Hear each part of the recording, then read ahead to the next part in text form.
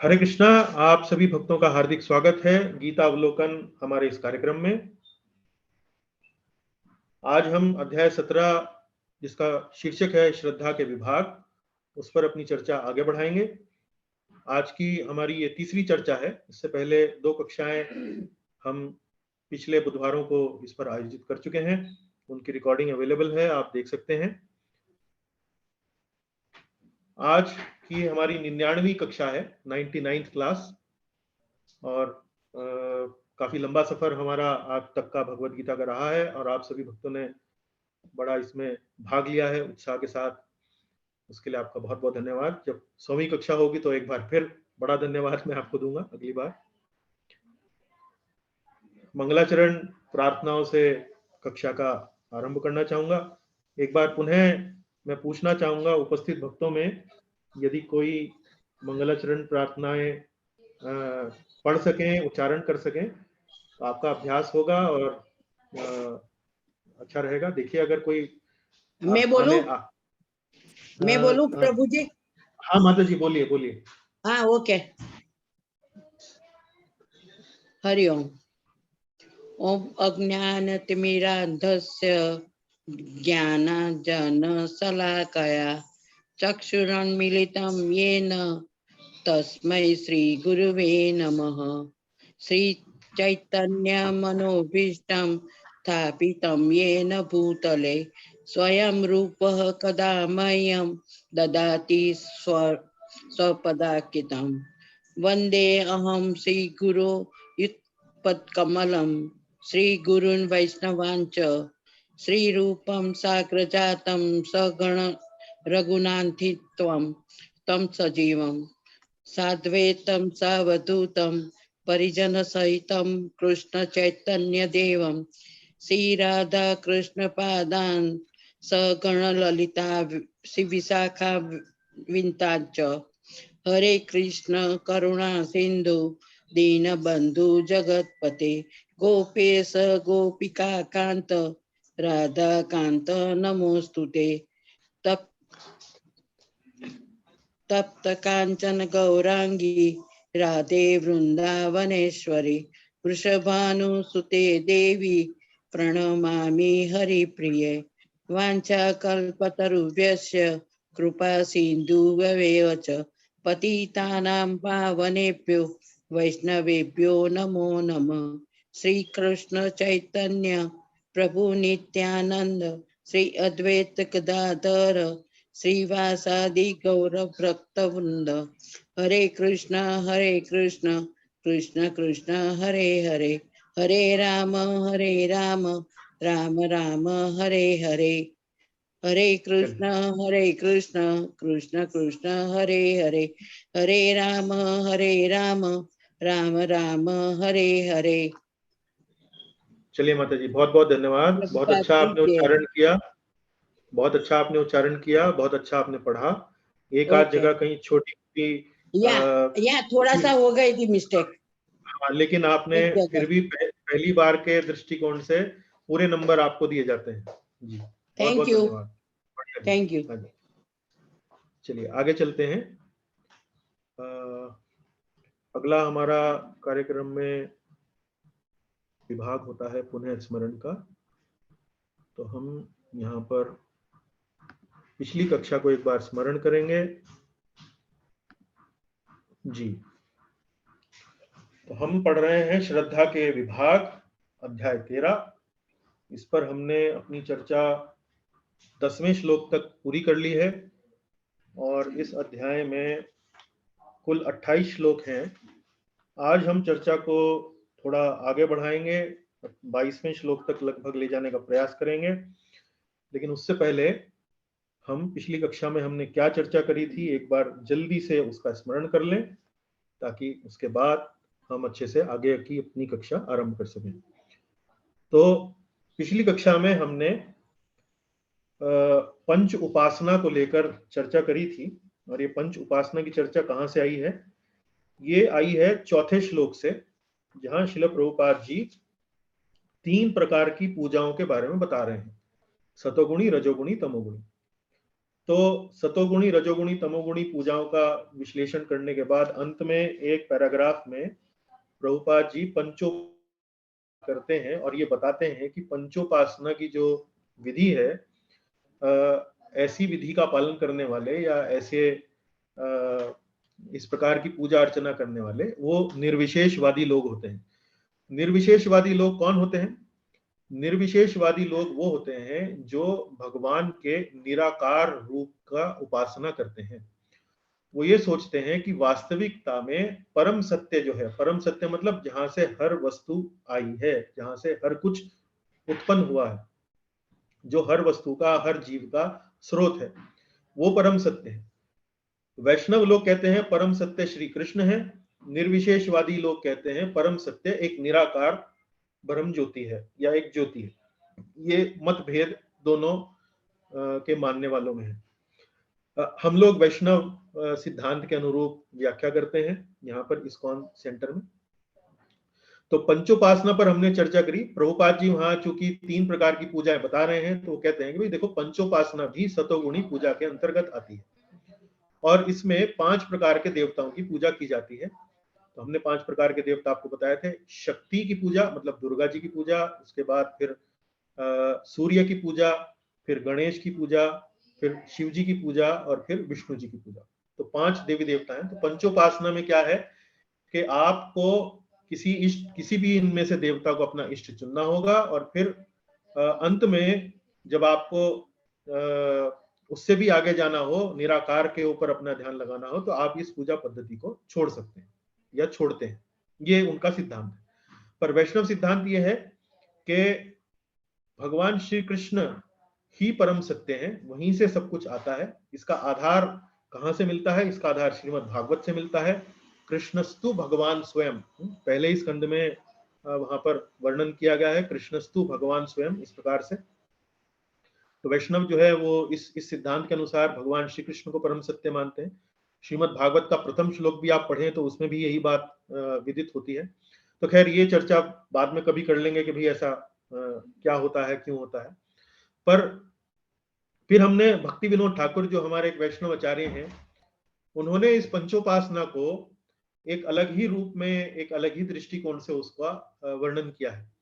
तो पंचोपासना कहाँ से आई है? ये तो मूलतः शंकराचार्य ने जी ने दी है, लेकिन भक्ति विनोद ठाकुर ने इसी पंचोपासना को शाक्त, सौर्य, गाणपत्य, शैव और वैष्णव, ये जो 5 प्रकार के देवी देवता हैं, उनको इस प्रकार से उसका एक वर्णन किया है कि जिससे हमें ये पता लगता है कि इस संसार में भगवान की ओर बढ़ने वाले या भगवान की ओर उन्मुख होने वाले लोग 5 प्रकार के होते हैं। पहले जो कि प्रकृति के स्तर पर भगवान को जानते हैं, फिर दूसरे थोड़ा और आगे बढ़ते हैं, फिर और आगे बढ़ते हैं। इस प्रकार से अंततोगत्वा ईश्वर की व्याख्या जो उनका एक मनुष्य जैसा एक जीव जैसा जो उनका रूप है, मनुष्य जैसा जो उनका रूप है, वैष्णव जो जिनकी उनकी मान्यता है वैष्णवों में, उस प्रकार से उस पूजा पद्धति को समझाते हैं। तो पंचोपासना पर पहले थोड़ी चर्चा करी थी। उसके बाद फिर हमने भगवान अब अलग अलग तरीके से अलग अलग श्रेणियों की श्रद्धाओं के बारे में बताते हैं। तो श्रद्धाओं के बारे में बताने में सबसे पहले वो एकदम निचले स्तर की श्रद्धा की व्याख्या करते हैं। वो ये है कि आसुरी तपस्या क्या होती है। आसुरी तपस्या समझाने के लिए हमने बताया आपको कि ये तपस्या वो होती है जो शास्त्रों के विरुद्ध होती है, दंभ और अहंकार से प्रेरित होती है, कष्टप्रद होती है, दुखदायी होती है, वो स्वयं को भी दुख देती है, अन्यों को भी दुख देती है। और इसके हमने कई उदाहरण आपको बताए। आज भी आप देखेंगे तपस्या के ऊपर भगवान पहले तपस्या की व्याख्या करते हैं। 3 प्रकार की तपस्याएं होती हैं, मन से, वचन से और शरीर से। और फिर तीनों गुणों में, सतोगुण में, रजोगुण में, तमोगुण में तपस्याओं का वर्णन करते हैं। तो एक बार पुनः ये जो तमोगुण की जब तपस्या बताएंगे, तब वहां एक बार फिर इस प्रकार की जो आसुरी तपस्या है उसका एक बार फिर से वर्णन आएगा, आप देखिएगा। तो इसका उदाहरण हमने आपको दिया कि पूर्व में जैसे हिरण्यकशिपु था, उसने जो तपस्या करी, वो तपस्या देखने में तो ऐसा लग सकता है कि भाई कोई बहुत बड़ा साधु कोई व्यक्ति कर रहा है, कोई संत आदमी कर रहा है, शरीर को कष्ट दे रहा है, लेकिन उसकी जो मनोवृत्ति थी तपस्या करने की वो बहुत ही निकृष्ट मनोवृत्ति थी। वो अपने लिए कुछ इस प्रकार की शक्तियां चाहता था ब्रह्मा जी से, जिससे वो देवताओं के ऊपर शासन कर सके। तो ये तपस्या करना जब हम बोलते हैं तो एक ऐसी क्रिया है जो ये मान्यता है या ये समझा जाता है कि कोई बहुत आध्यात्मिक रूप से उन्नत व्यक्ति तपस्या करता है, लेकिन तपस्या जैसा आध्यात्मिक दिखने वाला काम भी रजोगुणी या तमोगुणी या और आसुरी स्वभाव में हो सकता है। ये इस बात पर निर्भर करता है कि आपकी तपस्या करने के पीछे प्रयोजन क्या है, उसका ऑब्जेक्टिव क्या है, उसका लक्ष्य क्या है। तो इसके हमने वर्तमान जीवन में भी उदाहरण आपको देने का प्रयास किया। जैसे आप देखते हैं कि कई बार घटनाएं होती हैं जिसमें लोग बाग अपने शरीर पर बम लगाकर अपने आप को खत्म कर लेते हैं और अन्य लोगों को भी हत्या कर देते हैं। तो यहाँ पर देखिए कि उस व्यक्ति ने इतनी तपस्या करी, मतलब इतना कष्ट उठाया, अपने शरीर को इतना कष्ट दिया, लेकिन उसका परिणाम क्या है? उसका परिणाम क्या है कि ये अपने आप को भी कष्ट दिया, अपना जीवन भी समाप्त कर लिया और अन्यों को भी कठिनाई में डाला। तो ये अन्यों को कष्ट देने वाली, स्वयं को दुख देने वाली इस प्रकार की तपस्याएं जो है वो आसुरी होती हैं।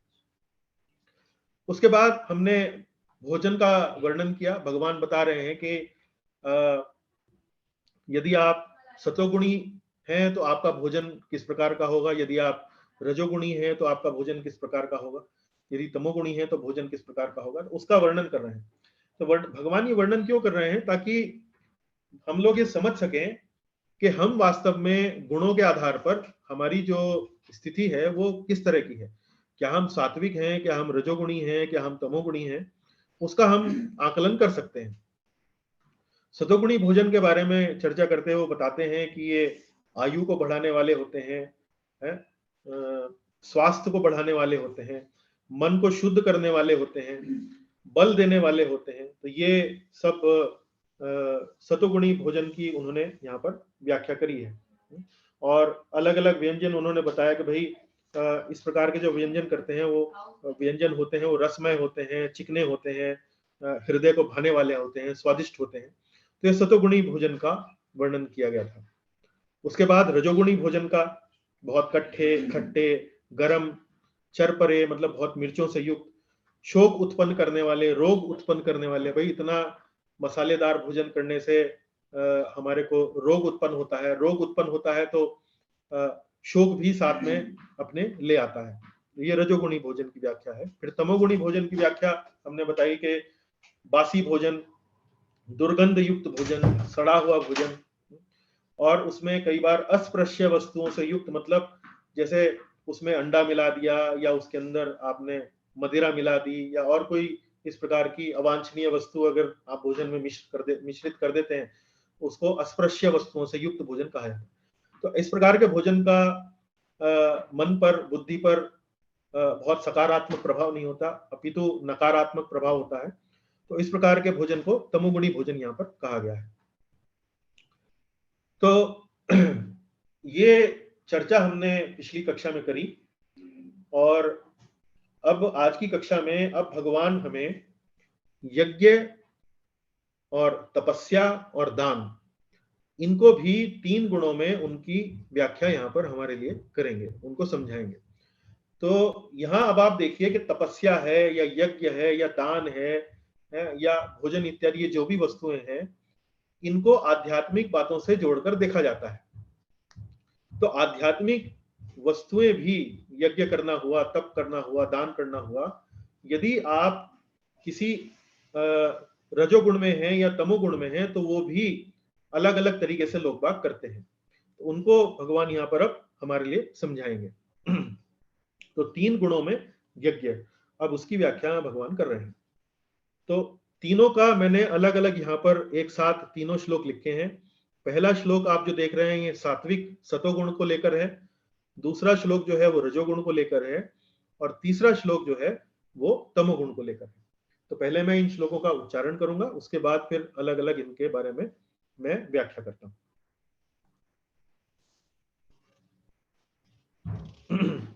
3 गुणों में यज्ञ। 11वां श्लोक। अफलाकांक्षीभिर्यज्ञो विधि दृष्टो य इज्यते यष्टम यष्टव्यमेवेति मनः समाधाय स सात्विकः अभिसन्धाय तु फलं दम्भार्थमपि चैव यत् इज्यते भरतश्रेष्ठ तं यज्ञं विधिराजसं विधिहीनं सृष्टान्नं मंत्रहीनं दक्षिणं श्रद्धाविरहितं यज्ञं तामसं परिचक्षते। तो ये तीनों श्लोक हमने इनका उच्चारण किया। अब देखिए यहाँ पर मेरे साथ एक त्रुटि हुई है, यहाँ फलाकांक्षी भिर, ये अफलाकांक्षी भिर है, यहाँ अ छूट गया है। तो देखिए अफलाकांक्षी भिर, इसका अर्थ है फल की इच्छा से रहित। यज्ञो विधि दृष्टो, इस दृष्टिकोण से किया गया यज्ञ। विधि दृष्टो का अर्थ हुआ शास्त्र के अनुसार, विधि के अनुसार। यह इज्जते, जो कोई शास्त्र की विधि के अनुसार और बिना किसी फल की आकांक्षा किए अगर कोई यज्ञ करता है तो उसे सात्विक यज्ञ कहा जाता है। उसके बाद यष्टव्यम एवेति मनः, और इस यज्ञ को संपन्न किया जाना चाहिए निश्चय ही इस प्रकार की मन को स्थिर करा जाए। मनः समाधाय, यष्टव्यम एवेति मनः समाधाय, मन का समाधान हो, मन जो है स्थिर हो, ऐसी भावना से यदि यज्ञ किया जाए तो उसको सात्विक यज्ञ कहा जाता है। अभिसंधाय तु फलम दंभार्थम अपि चैव यत् इज्जते भरत श्रेष्ठ तम यज्ञम विद्धि राजसम। यहां अब क्या कह रहे हैं भगवान, जब राजसी यज्ञ के बारे में बता रहे हैं, जब राजसी यज्ञ के बारे में बता रहे हैं तो कह रहे हैं अभिसंधाय तु फलम।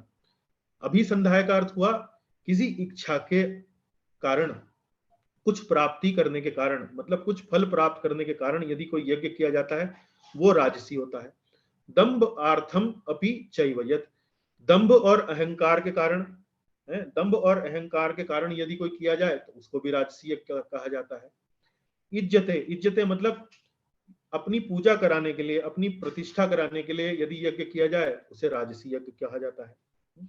तो ये राजसी यज्ञ का लक्षण हुए। उसके बाद तामसी यज्ञ के बारे में बताते हैं। तो जब तामसी यज्ञ के बारे में बताते हैं तो वो आप देखिए, वो बिल्कुल जो सात्विक यज्ञ होता है उसका बिल्कुल उल्टा होता है, उसका अपोजिट होता है। विधिहीनम सृष्टान्नम, विधिहीनम सृष्टान्नम मतलब जो विधि विधान के बिल्कुल अपोजिट हो। अब यहाँ देखिए, यहाँ विधि दृष्टो लिखा है, यहाँ विधिहीनम लिखा है। विधिहीनम मतलब जैसा कि शास्त्रों में बताया है वैसे ना करना, उसका पालन ना करना। मंत्रहीनम दक्षिणम, बिना किसी वैदिक मंत्र के उच्चारण के। दक्षिणम का मतलब है कि जो ब्राह्मण, जो व्यक्ति आपके लिए उस यज्ञ को करता है, आप उसे दक्षिणा नहीं देते हैं। तो बिना किसी विधि विधान के, बिना किसी मंत्र के, बिना किसी दक्षिणा के यदि आप कोई यज्ञ करते हैं तो वो तामसी यज्ञ कहा जाता है। यहाँ देखिए, विधिहीनम सृष्ट अन्नम, अन्नम का मतलब है वितरण करना, प्रसाद वितरण, भोजन का वितरण करना। तो भोजन का वितरण ना हो, शास्त्रों के अनुसार ना हो, कोई मंत्र ना हो, कोई दक्षिणा ना दी जाए, बिना किसी श्रद्धा के करो। श्रद्धा विरहितम, श्रद्धा विरहितम मतलब बिना किसी श्रद्धा के, बस बिना किसी मन के कर रहे हैं, तो ये तामसम यज्ञ परिचक्षते। तो यहाँ भगवान ने तीनों सात्विक यज्ञ, राजसी यज्ञ और तामसी यज्ञों के बारे में बता रहे हैं। इसी तीनों बातों को यहाँ पर देखिए, तुलना की दृष्टिकोण से मैंने यहाँ पर ये 3 डिब्बे बनाए हैं अपनी स्लाइड में, जिसमें सतोगुणी यज्ञ की 3 मुख्य बातें, रजोगुणी यज्ञ की मुख्य बातें और तमोगुणी यज्ञ की मुख्य बातें यहाँ लिखी हैं। सतोगुणी यज्ञ मतलब फल की इच्छा से रहित, अफलाकांक्षी, शास्त्र के अनुसार, शास्त्र के अनुसार मतलब विधि दृष्टो, फिर कर्तव्य बोध से प्रेरित। यदि आप इस प्रकार यज्ञ करते हैं तो सतोगुणी है। फिर रजोगुणी यज्ञ मतलब भौतिक लाभ के लिए, मतलब अभिसंधाय तु फलम, फिर गर्ववश किया जाता है, दंभ आर्थम अपि चैव यत्, ये रजोगुणी यज्ञ। और तमोगुणी यज्ञ शास्त्र की अवहेलना करना, कोई प्रसाद वितरण ना करना, मंत्रों का उच्चारण ना हो जिसमें वैदिक मंत्र का उच्चारण ना हो, पुरोहित को कोई दक्षिणा ना दी जाए, और बिना किसी श्रद्धा के यदि किया जाए तो उसे तमोगुणी यज्ञ कहा जाता है। तो ये तीनों यज्ञों की अलग अलग यहाँ पर व्याख्या श्लोकों के अनुसार की गई है। अब हम प्रभुपाद जी के तात्पर्यों में जो यहाँ अलग अलग बातें दी गई हैं, बताई गई हैं, उनके अनुसार हम समझने का प्रयास करेंगे कि भाई ये रजोगुणी यज्ञ, तमोगुणी यज्ञ और सतोगुणी यज्ञों में वो कौन कौन सी ऐसी मुख्य बातें हैं जो बताना चाह रहे हैं। देखिए, सामान्यतया यज्ञ किसी प्रयोजन से किया जाता है, लेकिन यहाँ पर बताया जाता है कि यज्ञ कर्तव्य समझकर किया जाना चाहिए, है ना। तो यहाँ सात्विक यज्ञ के बारे में क्या लिखा था? सात्विक यज्ञ के बारे में लिखा था अफलाकांक्षी भीर, कोई ना कोई प्रयोजन से किया जाता है, लेकिन यहाँ उस प्रयोजन का इतना ध्यान ना करते हुए हमें इस बात का ध्यान करना चाहिए कि हम ये हमारा कर्तव्य है और कर्तव्य समझकर उसे करना चाहिए। तो जब हम किसी भी कार्य को कर्तव्य समझकर करते हैं तो फल पर जो हमारा ध्यान होता है वो इतना महत्वपूर्ण नहीं होता है। भाई ये कार्य तो हमें करना ही है, ये तो हमारा कर्तव्य है, इस भावना से वो किया जाता है। तो ऐसा यज्ञ कौन सा? ऐसा यज्ञ होता है सात्विक। अब उन्होंने फिर उदाहरण दिए हैं। उदाहरण देने में भगवान प्रभुपाद जी लिख रहे हैं, मनुष्य को चाहिए कि वह कर्तव्य जानकर मंदिर जाए या गिरजाघर में जाए, भगवान को नमस्कार करे और फूल तथा प्रसाद चढ़ाए। तो कर्तव्य समझकर एक तरीके से हमें मंदिर या इस प्रकार के स्थानों पर जाना चाहिए, वहां पर भगवान को अपना नमस्कार किया जाए, वहां थोड़ी पूजा की जाए, फूल प्रसाद इत्यादि वहां पर चढ़ाया जाए। तो इस प्रकार से एक कर्तव्य की भावना से ये कार्य होने चाहिए। प्रत्येक व्यक्ति सोचता है कि ईश्वर की पूजा करने के लिए मंदिर जाना व्यर्थ है। तो ये प्रभुपाद जी इसलिए लिख रहे हैं क्योंकि समाज में वर्तमान समय में एक प्रकार से धारणा हो गई है कि भाई भगवान तो हर जगह है, तो फिर मंदिर क्यों जाया जाए। भगवान तो हमारे मंदिर में भी है, हमारे अपने पूजा घर में भी है और हर जगह है, कण कण में भगवान है। इस प्रकार से लोग बोलते हैं हमारे हृदय में भी भगवान है, तो भाई मंदिर क्यों जाया जाए। देखिए, ये बात सही है कि कण कण में भगवान है, हमारे हृदय में भगवान है, हमारे जो घर में जो एक पूजा का स्थान है वहां पर भी भगवान है, पर मंदिर में भगवान की उपस्थिति विशेष रूप से आप अनुभव कर सकते हैं।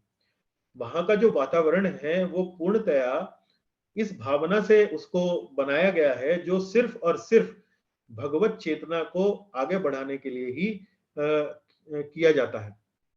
तो इसलिए मंदिर में जब हम जाते हैं तो वहां भगवान की उपस्थिति को, भगवान की प्रेजेंस को हम विशेष रूप से अनुभव कर सकते हैं। घर का जो वातावरण होता है वहां पर हम सिर्फ भगवान की पूजा अर्चना नहीं करते हैं, बल्कि अनेक अनेक प्रकार के हम कार्य करते हैं। वहां कई बार हम दफ्तर का काम भी करते हैं, बाजार से संबंधित कार्यों को लेकर भी बातचीत करते हैं। तो वहां के जो एक माहौल है, वातावरण है घर का, वो स्पेसिफिकली आवश्यक नहीं है कि इतना उसके अंदर आध्यात्मिक बल हो या आध्यात्मिक उसके अंदर एक इतना आकर्षण हो कि हमारी चेतना को ऊपर उठा सके। किंतु मंदिर में विशेष रूप से हम ईश्वर की उपस्थिति को अनुभव करते हैं, इसलिए मंदिर अवश्य जाना चाहिए। कभी कभी स्वर्ग लोक पहुंचने तथा भौतिक लाभ के लिए यज्ञ तथा अनुष्ठान किए जाते हैं। ऐसे यज्ञ तथा अनुष्ठान राजसी माने जाते हैं। अब प्रभुपाद जी यहाँ पर राजसी यज्ञों का उदाहरण दे रहे हैं। उदाहरण देते हुए बता रहे हैं कि कई बार लोग यज्ञ इसलिए करते हैं कि अगले जन्म में उन्हें स्वर्गलोक मिले, इसलिए यज्ञ करते हैं। तो ऐसे यज्ञ जो हैं उनको राजसी कहा गया है, क्योंकि यहाँ भगवान कह रहे हैं अभिसंधाय तू फलम, दंभ आर्थम अपि चैव यत्, किसी दंभ और अपने किसी अहंकार को बताने के लिए यदि कोई यज्ञ किया जाए तो उसको भी राजसी कहा गया है। अब यहाँ पर उसका उदाहरण दे रहे हैं। कभी कभी लोग किसी देवता की पूजा धन अर्जित करने के लिए करते हैं और फिर इस धन को शास्त्र के निर्देशों की अवहेलना करके मनोरंजन में व्यय करते हैं। ऐसे धार्मिक अनुष्ठानों को सात्विक नहीं माना जाता है, ये तामसी होते हैं। तो यहाँ स्वर्गलोक का उदाहरण दिया है, यहाँ धन अर्जित करने का उदाहरण दिया है। और फिर इस धन को अर्जित करने के बाद उसका उपयोग कहाँ करते हैं? अपने निजी मनोरंजन में, कहीं कोई घूमने चले जाएंगे, कहीं कोई पिक्चर फिल्म इत्यादि देखने चले जाएंगे। तो यहाँ पर इस प्रकार से जो यज्ञ होते हैं उनको राजसी कहा गया है। तो इस तरह से हम देख सकते हैं कि कैसे यज्ञ जैसी जो बात होती है वो भी सात्विक, राजसिक और तामसिक हो सकती है। इसके उदाहरण हमने यहाँ पर देखे।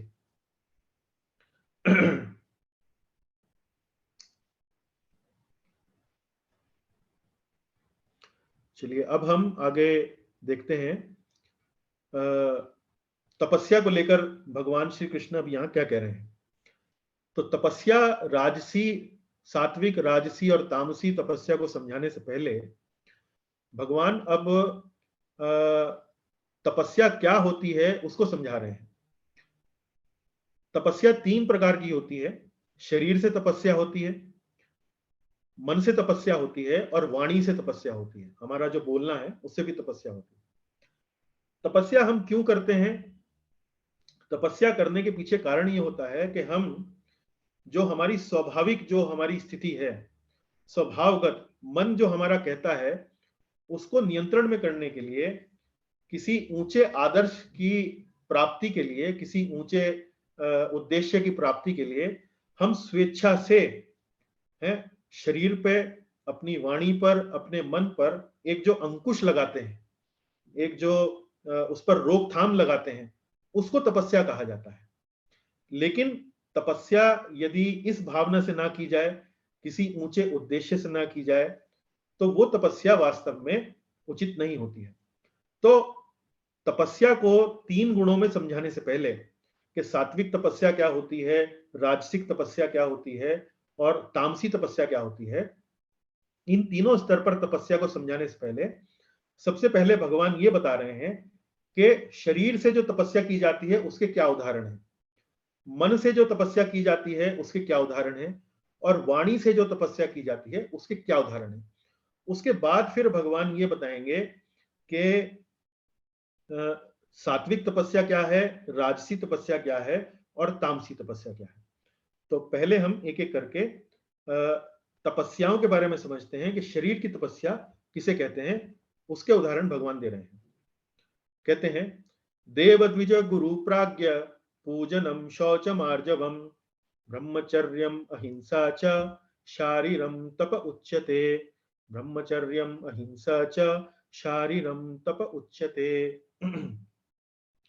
देखिए, शरीर की जो तपस्या होती है उसमें शरीर के अंगों का प्रयोग होना आवश्यक है। शरीर के अंग क्या है? हाथ, पैर, इस प्रकार से ये शरीर के अंग हैं। तो शरीर का प्रयोग हम कैसे करते हैं उसके बारे में ये श्लोक है। देखिए उसका उत्तर, देव द्विज गुरु प्राज्ञ पूजनम शौचम आर्जवम। तो देव यहां पर किसके लिए आया है? देव यहां पर आया है परमेश्वर के लिए, भगवान के लिए। द्विज, द्विज कहते हैं ब्राह्मण के लिए। द्विज शब्द बना है 2 शब्दों से, 2 अक्षरों से, द्वि तथा ज। द्वि मतलब 2 और ज होता है जन्म। तो ब्राह्मण को द्विज भी कहते हैं। इसका अर्थ क्या हुआ? ब्राह्मण के 2 जन्म होते हैं। एक तो जब वो अपने माता के गर्भ से उत्पन्न होता है, वो उसका जन्म होता है, और दूसरा जन्म उसका जब वो तब होता है जब वो अपना एक आध्यात्मिक गुरु को स्वीकार करते हैं, जब वो आध्यात्मिक जीवन में प्रवेश करने के लिए दीक्षा इत्यादि लेते हैं, तब उनको वास्तव में माना जाता है कि ये उनका दूसरा जन्म है। इसलिए ब्राह्मण के लिए जो शब्द आता है वो आता है द्विज। गुरु, गुरु मतलब जिनसे हम आध्यात्मिक ज्ञान प्राप्त करें, ऐसे व्यक्ति को गुरु कहा गया है। प्राज्ञ, प्राज्ञ मतलब, इसमें प्राज्ञ में कई वर्ग आ जाते हैं, जैसे माता पिता, या कोई ऐसा व्यक्ति जो बहुत विद्वान है, जिसको बहुत ज्ञान उसको हासिल है, तो ऐसे व्यक्ति को प्राज्ञ कहा जाता है। पूजनम मतलब शरीर का तप क्या है कि भाई ऐसे लोगों का हम पूजन करें, ऐसे लोगों का हम आदर करें। पूजनम मतलब पूजा करना। पूजा करना भी एक प्रकार से आदर की एक अभिव्यक्ति है। तो मुख्य रूप से यहाँ पूजन का अर्थ हुआ आदर करना, परमेश्वर का, ब्राह्मण का, गुरु का। प्राज्ञ मतलब किसी विद्वान व्यक्ति का, हमारे माता पिता का, उनका आदर करना। आदर करना कैसे? उनके चरण स्पर्श करना या उन्हें दंडवत प्रणाम करना। इस प्रकार से इसको एक तपस्या कहा गया है। अब इसे तपस्या क्यों कहा गया है?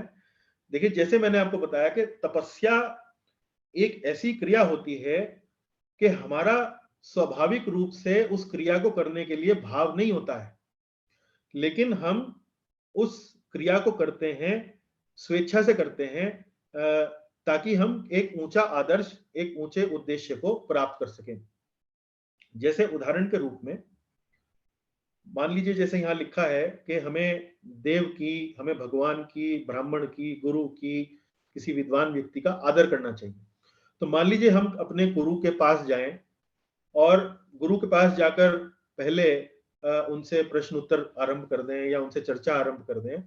हम उन्हें अपना आदर न दें, हम उन्हें प्रणाम न करें, उनका चरण स्पर्श न करें या दंडवत प्रणाम न करें। और हम ऐसा क्यों ना करें कि भाई हमें ऐसा महसूस नहीं हुआ, हमें ऐसा लगा नहीं कि हमें आपका आदर करना चाहिए। तो प्रभुपाद जी के साथ भी एक बार ऐसा हुआ था कि जब वो अमेरिका देश में गए, वहां पर उन्हें पश्चिमी देशों के जो लोग मिले, उन्होंने उनको अपना शिष्य बनाया। तो प्रभुपाद जी के पास जब एक शिष्य आया उनसे मिलने, तो शिष्य ने प्रभुपाद जी को दंडवत प्रणाम नहीं किया। तो प्रभुपाद जी उस शिष्य को अपने सिखाने की दृष्टिकोण से, ना कि इस दृष्टिकोण से कि उन्हें अपना आदर करवाना था, अपने उस शिष्य को उन्होंने टोका। उन्होंने कहा कि भाई तुमने मुझे प्रणाम क्यों नहीं किया? तो उस शिष्य ने उत्तर दिया कि भाई मुझे ऐसा लगा नहीं, मेरे मन में ऐसा भाव नहीं आया कि मैं आपको प्रणाम करूं। तो प्रभुपाद जी ने उसको उत्तर दिया कि भाई तुम दंडवत प्रणाम करो, तुम प्रणाम करो अपने गुरु को, और भाव जो है वो धीरे धीरे उत्पन्न हो जाएगा। तो ये देखिए, ये तपस्या का अर्थ होता है। तपस्या का अर्थ ही होता है कि वो भाव जो है स्वाभाविक रूप से हमारे मन में नहीं है, हमारे हृदय में नहीं है, लेकिन हमें उसको करना होता है ताकि धीरे धीरे हम शुद्ध हो सकें, ताकि धीरे धीरे हम किसी ऊंचे आदर्श को स्थापित कर सकें।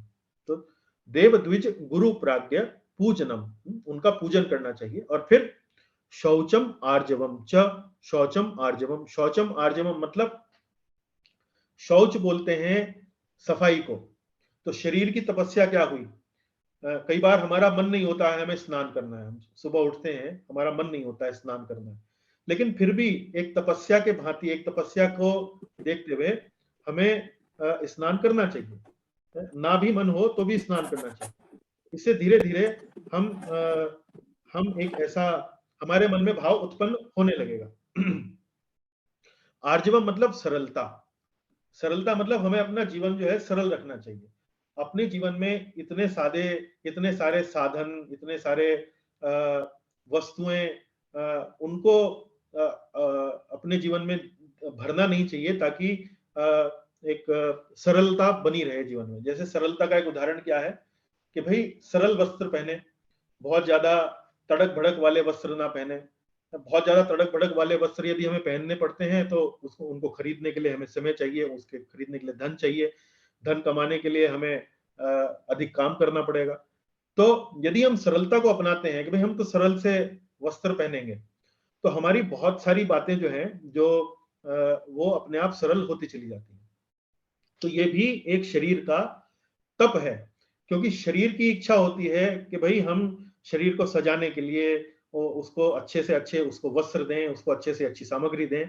तो जब हम उसको नियंत्रित करते हैं, जब हम उस पर रोक लगाते हैं, तो एक प्रकार की वो तपस्या कहलाई जाती है। इसी प्रकार से ब्रह्मचर्य, इसी प्रकार से हिंसा, अहिंसा। ब्रह्मचर्य क्यों? ब्रह्मचर्य मतलब जीव की स्वाभाविक जो स्वभाव होता है वो ये है कि वो अनेक अनेक प्रकार के स्त्रियों से या स्त्रियों के अनेक अनेक प्रकार के पुरुषों से वो संबंध रखे, उनका आनंद ले। तो ब्रह्मचर्य का मतलब क्या है कि हम अपने आप को नियंत्रित करते हैं, कि हम अपना जो एक स्त्री के साथ हमारा जो आचरण है या एक पुरुष के साथ जो हमारा व्यवहार है उसको हम नियंत्रित करें। एक हमारा जो सेक्स लाइफ है उसको हम उसको नियंत्रित करें। तो ये शरीर का एक प्रकार से तपस्या उसको कहा जाएगा।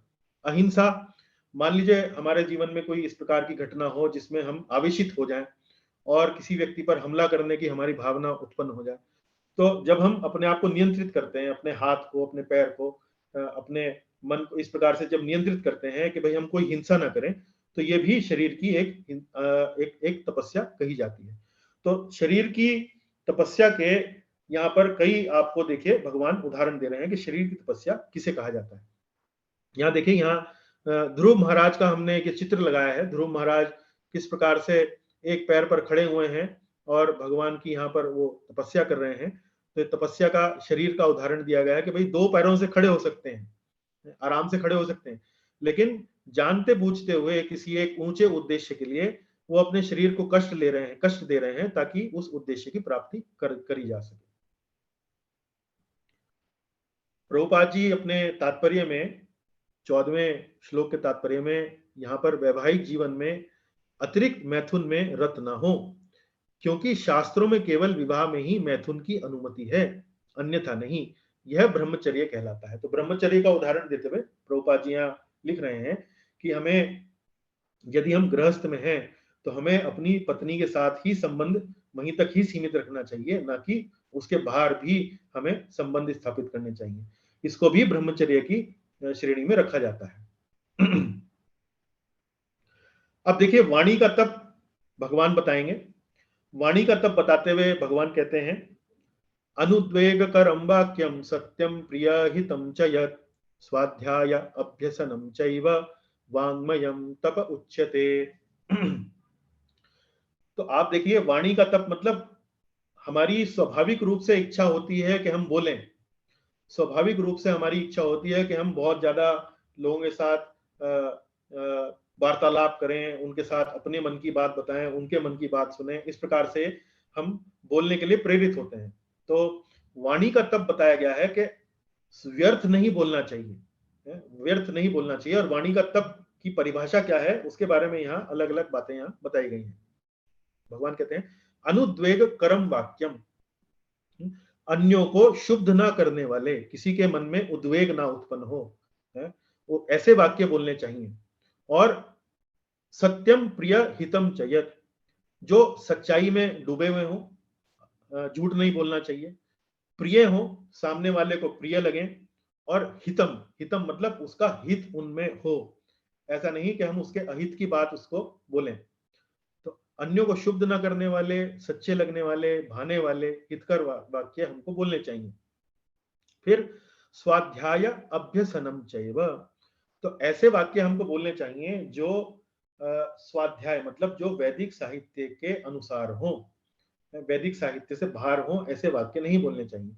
या इसका एक अर्थ और भी निकाला जा सकता है कि नित्य प्रति वैदिक साहित्य का हम पाठ करें, उनका पठन करें, उनके बारे में बोलें, तो ये भी वाणी की तपस्या है।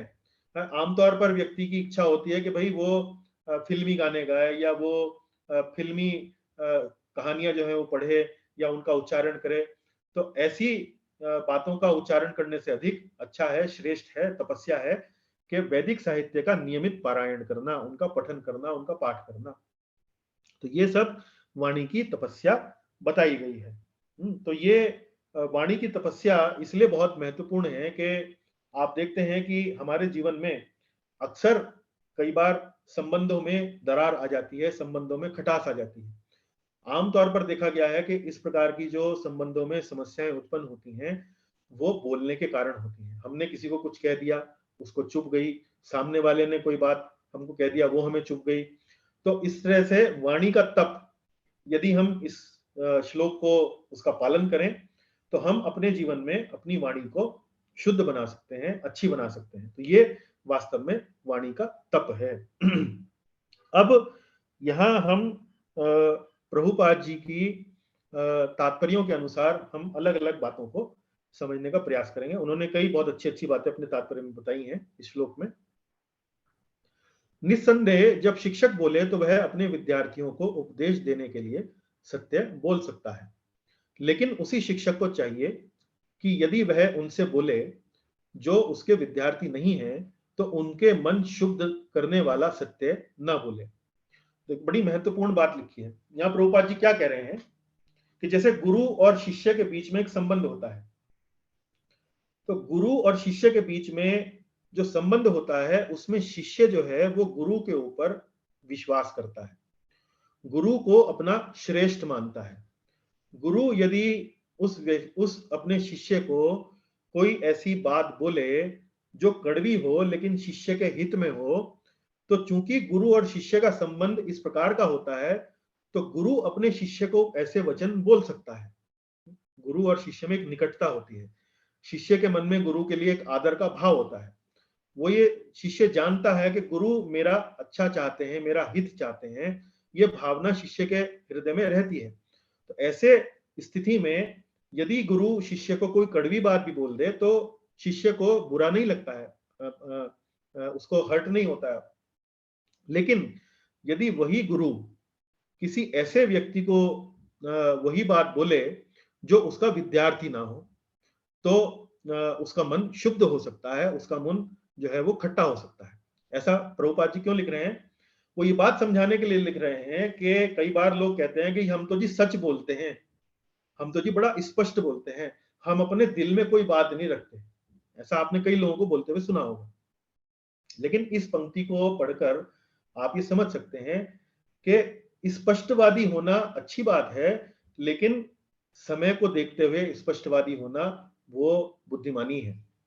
हम सच बोलने के नाम पर ऐसे शब्दों का यदि प्रयोग करें जो सामने वाले को हितकर ना हो, सामने वाले को अच्छे ना लगे, तो ऐसे सच बोलने से क्या लाभ?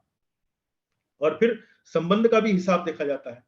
संबंध का हिसाब देखने से मतलब यदि कोई व्यक्ति आपका बहुत निकट है तो आप उसको इस प्रकार से बोल सकते हैं। यदि आपका व्यक्ति दूसरे व्यक्ति जो है वो आपका इतना निकट नहीं है, अभी 2 दिन पहले ही जान पहचान हुई है, तो आप उसे बोलेंगे भाई कल तो तुम ऐसे कपड़े पहनकर आए थे जिससे तुम बिल्कुल एक हवलदार जैसे लग रहे थे, तो वो व्यक्ति बुरा मान सकता है।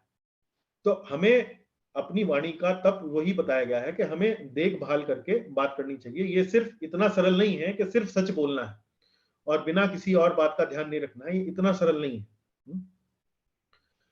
इसके अतिरिक्त प्रलाप, व्यर्थ की वार्ता नहीं करनी चाहिए। आवश्यक हो तो बोलिए, कोई बात अच्छी हो तो बोलिए, कोई बात जिससे बोलने से कोई बात अधिक मतलब कोई वैल्यू एडिशन होता हो, कोई मूल्य में वर्धन होता हो तो हमें बात बोलनी चाहिए। लेकिन सिर्फ बोलने के लिए, सिर्फ अपनी उपस्थिति को दर्ज कराने के लिए, सिर्फ ये सामने वाले को बताने के लिए भाई मैं भी बोल सकता हूं, तो इस प्रकार का प्रलाप, इस प्रकार का प्रजल्प जो है वो नहीं करना चाहिए। आध्यात्मिक क्षेत्रों में बोलने की विधि यह है कि जो भी कहा जाए वह शास्त्र सम्मत हो। उसे तुरंत ही अपने कथन की पुष्टि के लिए शास्त्रों का प्रमाण देना चाहिए। इसके साथ साथ वह बात सुनने में अति प्रिय लगनी चाहिए। ऐसी विवेचना से मनुष्य की सर्वोच्च लाभ और मानव समाज का उत्थान हो सकता है। क्योंकि यहाँ पर ये प्रभुपाद जी क्यों लिख रहे हैं? क्योंकि यहाँ पर ये शब्द आया स्वाध्याय अभ्यसनम चैव, जो वैदिक साहित्य का नियमित पारायण करता हो। तो ये बात इसलिए बोल रहे हैं।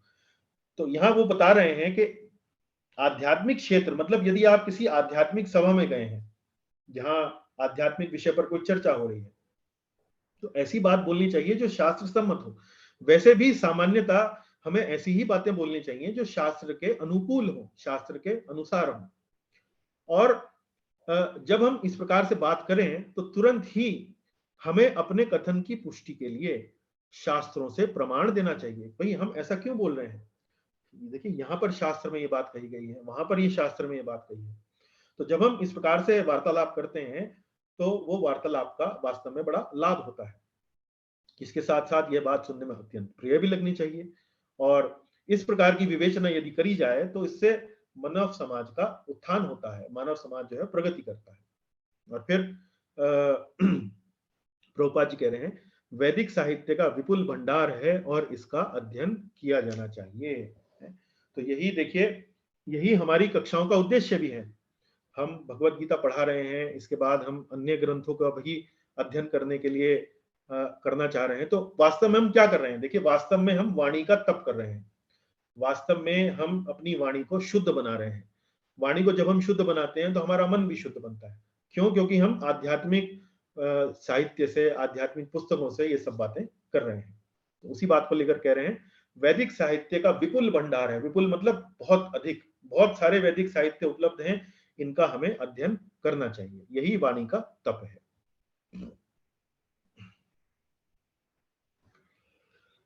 अब हम आगे चलते हैं 16वें श्लोक पे। यहां पर मन का तप भगवान समझा रहे हैं। मनः प्रसादः सौम्यत्वं मौनम आत्मविनिग्रह भाव संशुद्धि रित्येत तपो मानसम उच्यते। ततो मानसम उच्यते। यहाँ भगवान कहते हैं मनः प्रसादः। मनः प्रसादः मतलब मन की संतुष्टि, मन का संतोष। सौम्यत्वम, सौम्यत्वम का अर्थ हुआ सौम्यत्वम का अर्थ हुआ अन्यों के प्रति कपट का भाव ना होना, सौम्य होना, अच्छा लगना, सुंदर लगना, सरल लगना। मौनम आत्म विनिग्रह। मौन, मौन मतलब प्रभुपाद जी उसका अनुवाद करते हैं गंभीरता। गंभीरता, इसके बारे में हम चर्चा करेंगे जब हम प्रभुपाद जी का तात्पर्य देखेंगे। मौनम से क्या अर्थ है? आत्म विनिग्रह। आत्म विनिग्रह मतलब आत्म संयम रखते हुए। तो देखिए मन में हमारे बार बार अलग अलग प्रकार के भावनाएं उत्पन्न होती हैं। मन कहता है ये भी खरीद लो, वो भी खरीद लो, ये भी प्राप्त कर लो, है? मन कहता है कि हमें सामने वाले से अपने लिए अपने स्वार्थी बात करके उससे ये भी ले लेना चाहिए, हमें वो भी ले लेना चाहिए, है? और फिर मन जो है वो अनेक अनेक प्रकार के विचार उसके अंदर रहते हैं। तो उन सब बातों को लिखते हुए भगवान कह रहे हैं कि मन को संतोषी होना चाहिए, मन को सरल होना चाहिए, मन में गंभीरता का भाव होना चाहिए, मन में आत्म संयम का भाव होना चाहिए। तो मन पर हम एक प्रकार से रोकथाम कर रहे हैं, एक प्रकार से उसका अंकुश लगा रहे हैं।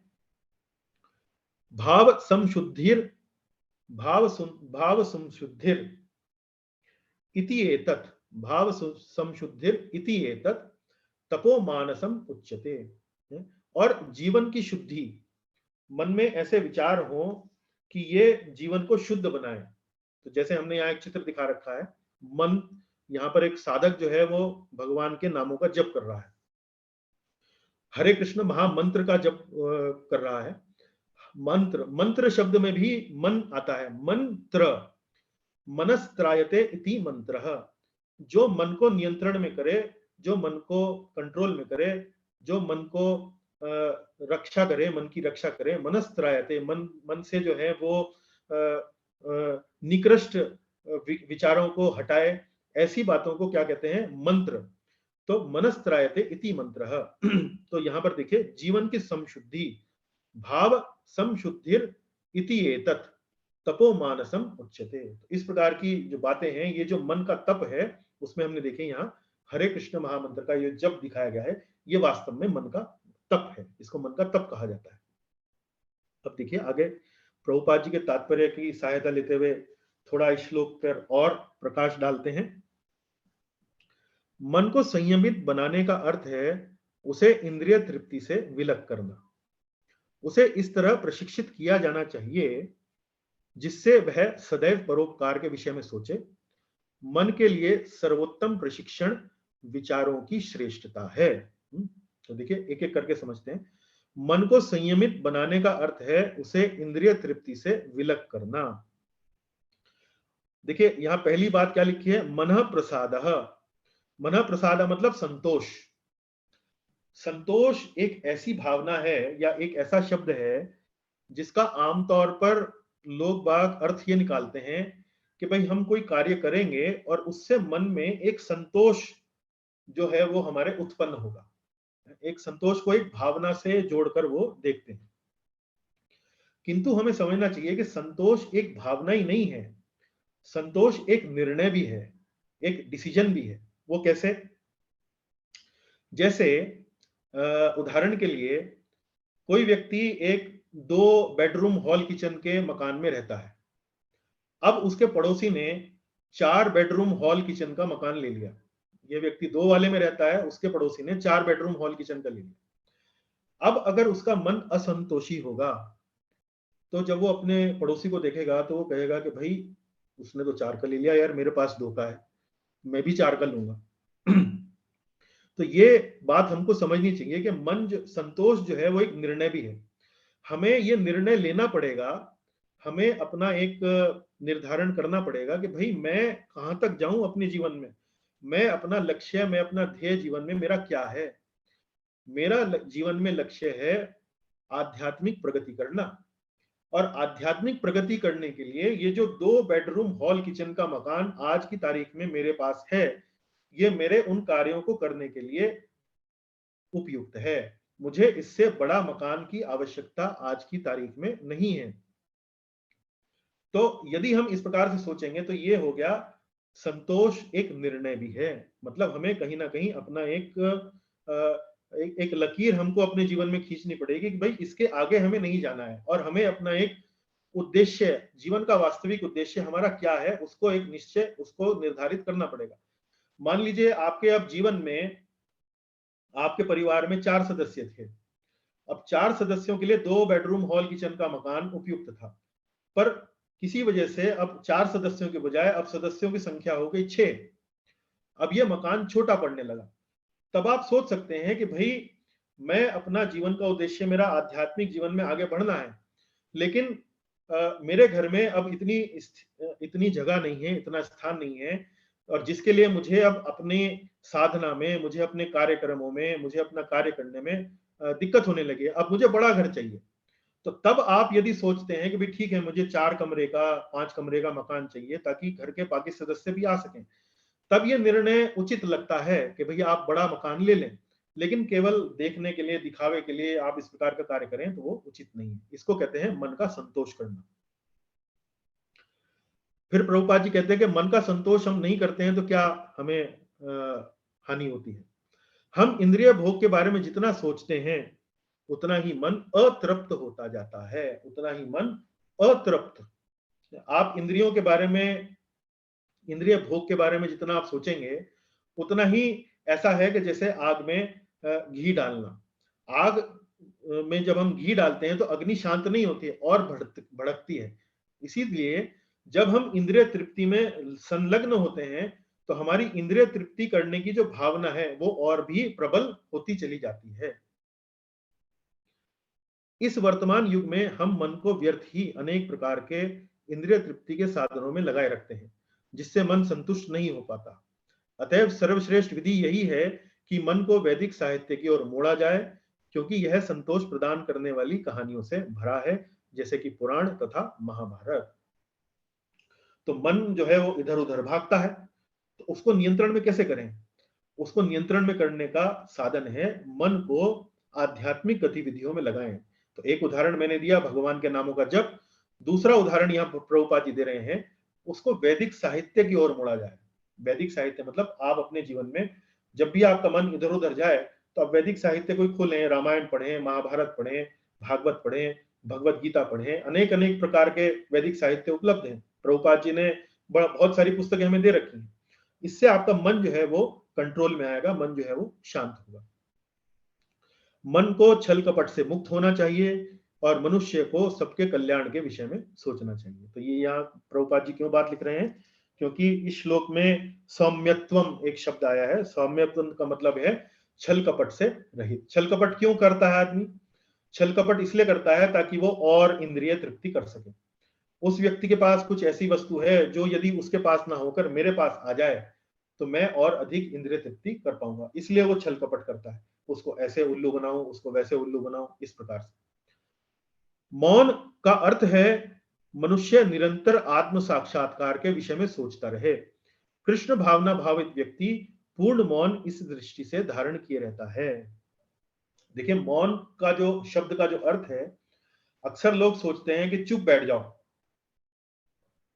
शांत, तो ये मौन कहलाता है। वास्तव में इसको मौन नहीं कहते हैं। मौन जो है वो केवल ऊपरी दृष्टिकोण से नहीं होना चाहिए। मौन जो है वास्तव में भीतरी दृष्टिकोण से उसको देखना चाहिए। ऊपर से दृष्टिकोण से मौन का मतलब क्या है?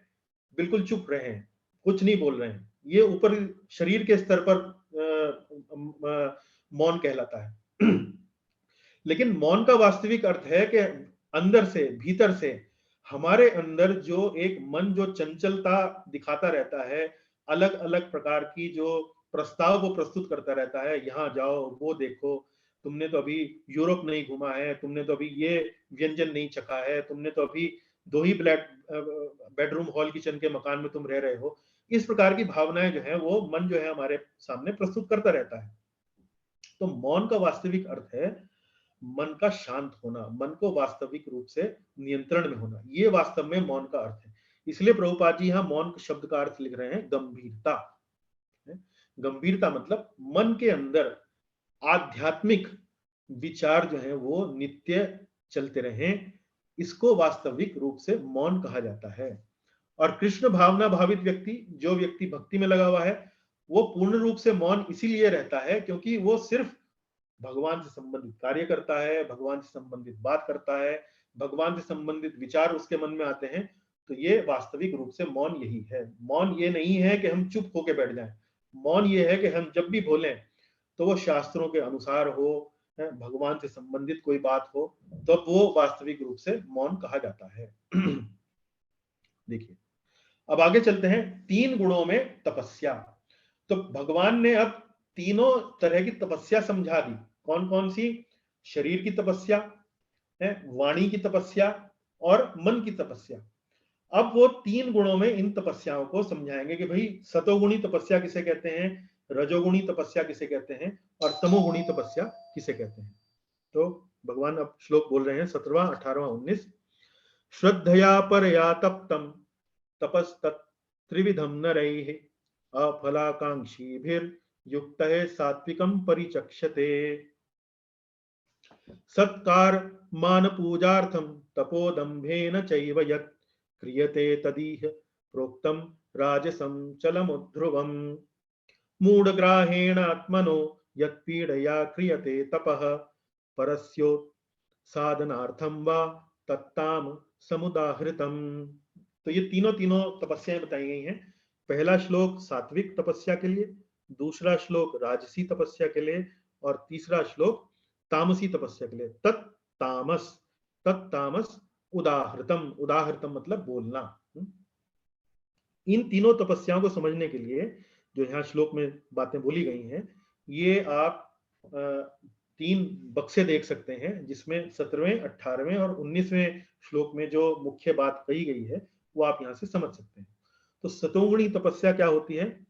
सतोगुणी तपस्या होती है जो श्रद्धा के साथ की जाए, श्रद्धा के साथ। अब उदाहरण लीजिए शरीर की तपस्या का। शरीर की तपस्या में हमने क्या बताया कि गुरुजनों का, ब्राह्मण का, माता पिता का आदर करना चाहिए, पूजा करनी चाहिए। तो यहां बताया गया है, देखिए सतोगुणी तपस्या क्या होगी? जब आप माता पिता के, अपने गुरुजनों का आदर करेंगे लेकिन श्रद्धा के साथ। भीतर में जो आपकी जो भावना है वो क्या है? श्रद्धा की। आप माता पिता के चरण तो स्पर्श कर रहे हैं, गुरुजनों के चरण स्पर्श तो कर रहे हैं, लेकिन मन में श्रद्धा नहीं है, तो ये सात्विक श्रद्धा नहीं कहलाएगी। इसके विपरीत रजोगुणी श्रद्धा क्या हुई? दंभ पूर्वक की गई। दंभ पूर्वक मतलब आप अपने गुरुजनों का सम्मान कर रहे हैं, उनके चरण स्पर्श कर रहे हैं, लेकिन ये दिखाने के लिए कि देखो, पब्लिक में ये बात स्थापित करने के लिए कि भाई मैं अपने गुरुजनों का चरण स्पर्श करता हूं, इससे मेरा आदर बढ़े, मेरी जो प्रतिष्ठा है वो बढ़े, इसलिए मैं इनके गुरुजनों का सम्मान कर रहा हूं।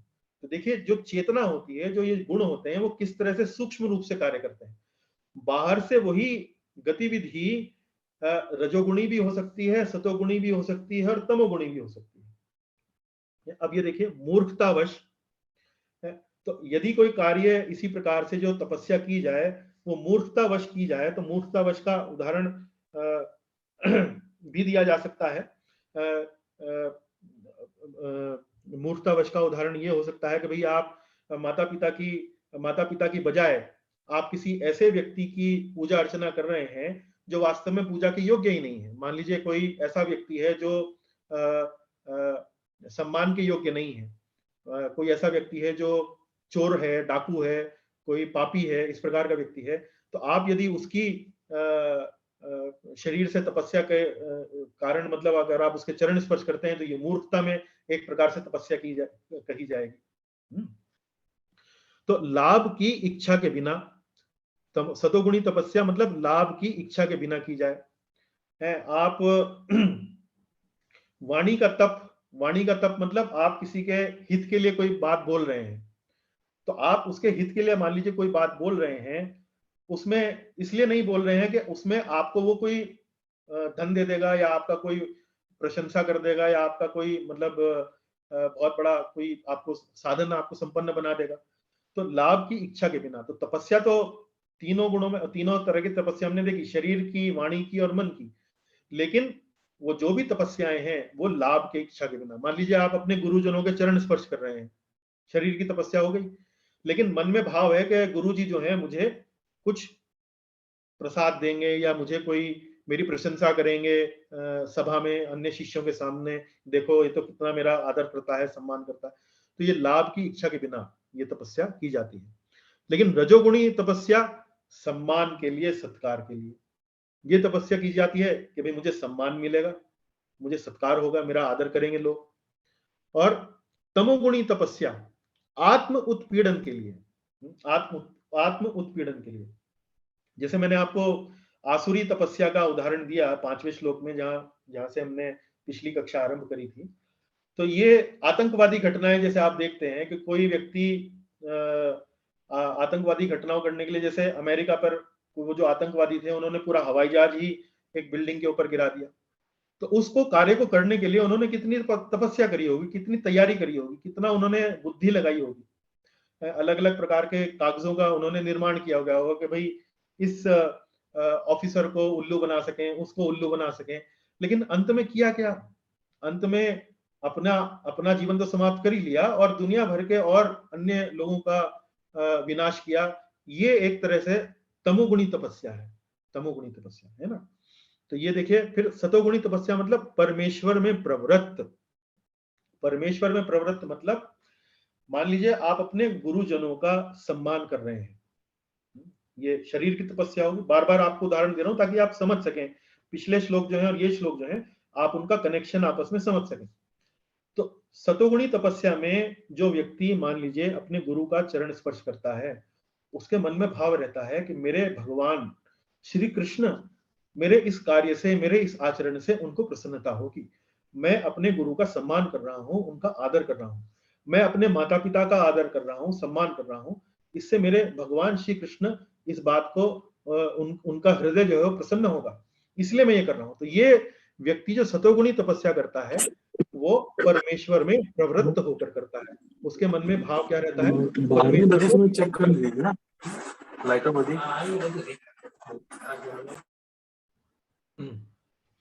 चलिए अब आगे चलते हैं। प्रभुपाद जी का तात्पर्य एक बार देखते हैं। रजोगुणी लोग अपने अधीनस्थों से पूजा करवाते हैं और उनसे चरण धुलवाकर धन चढ़वाते हैं।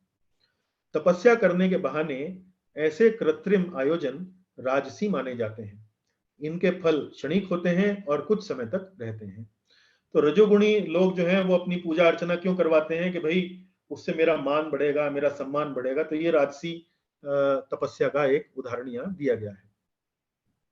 फिर तामसी तपस्या का उदाहरण, मूर्खता पूर्वक तपस्या करने के ऐसे दृष्टांत हैं, अनेक हैं। जैसा कि हिरण्यकशिपु जैसे असुरों ने अमर बनने तथा देवताओं का वध करने के लिए कठिन तप किए। उसने ब्रह्मा से ऐसी ही वस्तुएं मांगी थीं, लेकिन अंत में वह भगवान द्वारा मारा गया। किसी असंभव वस्तु के लिए तपस्या करना निश्चय ही तामसी तपस्या है। तो मूर्खतावश तपस्या का उदाहरण क्या प्रभुपाद जी दे रहे हैं यहाँ पे? कि किसी असंभव वस्तु के लिए तपस्या करना। असंभव वस्तु के लिए तपस्या यहाँ पर उदाहरण क्या कि भाई मैं अमर हो जाऊंगा, मेरी मृत्यु नहीं होगी। अब ऐसी वस्तु के लिए तपस्या करना, ये उदाहरण दे रहे हैं प्रभुपाद जी की, ये तामसी तपस्या है। हम भी कई बार लोग बाग जो है जीवन में देखते हैं कि भाई मैं तो आईआईटी में जब तक मेरी पहली रैंक नहीं आएगी मैं तो इंजीनियरिंग कॉलेज में एडमिशन लूंगा ही नहीं, और पूरा जीवन जो है वो इसी की तैयारी करते रहते हैं। तो ये भी एक प्रकार की तामसी बुद्धि हो गई, तामसी तपस्या हो गई। तो ये इसके सबके तामसी तपस्या के उदाहरण आप देख सकते हैं अलग अलग। आगे चलते हैं। ये चित्र देखिए, हिरण्यकशिपु का ये हमने उदाहरण दिया। तो हिरण्यकशिपु ने जो तपस्या करी उसमें इतनी घोर तपस्या करी कि उसके चारों ओर चींटियों के जो बांबियां हैं ये उगने लगी थी, बनने लगी थी। और इतनी घोर तपस्या करी कि उसका शरीर बिल्कुल सूख गया, शरीर से अग्नि निकलने लगी, प्रकाश निकलने लगा। इतनी उद्दंड, इतनी प्रचंड तपस्या इस व्यक्ति की थी। तो यदि आप इस व्यक्ति को यहाँ देखें तो आपको लग सकता है कि ये तो एक साधु है, एक तो एक तपस्वी है, लेकिन मन के अंदर भाव क्या है? मन के अंदर भाव है अमर बनना, मन के अंदर भाव है देवताओं पर शासन करना। तो ये तामसी तमोगुणी तपस्याओं का उदाहरण है। अब हम 3 गुणों में दान समझेंगे कि 3 गुणों में दान किस प्रकार से भगवान इसकी व्याख्या कर रहे हैं। दातव्यम इति यद्दानम दीयते अनुकारिणे देश काले च पात्रे च तद्दानम सात्विकम स्मृतम यत्तु प्रत्युपकारार्थम फलम उद्दिश्य वा पुनः दीयते च परिक्लिष्टम तद्दानम राजसं स्मृतम अदेश काले यद्दानम अपात्रेभ्य अश्च दीयते असत्कृतम अवज्ञातम तत्ताम समुदाहृतम। फिर से एक बार, सात्विक दान, राजसी दान और तामसी दान की यहाँ पर व्याख्या भगवान कर रहे हैं। तो सात्विक, राजसिक और तामसी, इन तीनों दानों में इनके जो मुख्य मुख्य जो बातें हैं वो एक बार फिर मैंने यहाँ पर, ताकि तुलना की जा सके एक ही स्लाइड में, वो मैंने आपकी सुविधा के लिए यहाँ ये 3 बक्से बनाकर इस स्लाइड में बताए हैं। तो सतोगुणी ज्ञान दान कौन सा है? सतोगुणी दान है जो कर्तव्य समझकर दिया जाता है। सतोगुणी दान वो है जो प्रत्युपकार की आशा के बिना दिया जाता है। प्रत्युपकार की आशा मतलब, भाई हम कई बार दान देते हैं तो आशा रखते हैं कि भाई हमें बदले में वो कुछ देगा, या तो हमारा बोर्ड लगाएगा वहां पर कि जी फलाने व्यक्ति ने ये दान इस तिथि को दिया था, ताकि पूरी दुनिया देख सके। तो हम चाहते हैं कि भाई हमारा नाम हो, हमारा यश फैले, तो ये तख्ती जरूर लगवा देना जी ये दान किसने दिया था, कितने रुपए दिया था, एक एक रुपए एक एक पैसे का हम वहां पर हिसाब जो है वो बोलना चाहते हैं। तो ये जो दान है इस प्रकार का कि जो बिना किसी उपकार की आशा के किया जाए, वो है सतोगुणी दान। लेकिन उपकार की आशा के लिए किया जाए, प्रत्युपकार की भावना से किया जाए, कर्म फल की इच्छा से किया जाए, उसे रजोगुणी दान कहा जाता है। समुचित काल और स्थान, ये दान जो है वो इस प्रकार से किया जाता है कि सही समय पर दिया जाए, सही स्थान पर दिया जाए और योग्य व्यक्ति को दिया जाए। देश, काल, पात्र, देश तो मतलब हो गया स्थान, काल मतलब हो गया समय और पात्र मतलब हो गया व्यक्ति। तो उचित देश, काल, पात्र का ध्यान रखते हुए यदि ये दान किया जाता है तो वो सतोगुणी होता है। देखिए यहाँ श्लोक में क्या लिखा है, देशे काले च पात्रे च तद्दानम सात्विकम स्मृतम। इसके कुछ उदाहरण हम देखेंगे, प्रभुपाद जी का तात्पर्य जब हम चर्चा करेंगे कि देश, काल, पात्र मतलब उचित व्यक्ति, उचित स्थान, उचित समय, उसको कैसे समझा जाए, उसका उदाहरण हम प्रभुपाद जी का तात्पर्य में देखेंगे।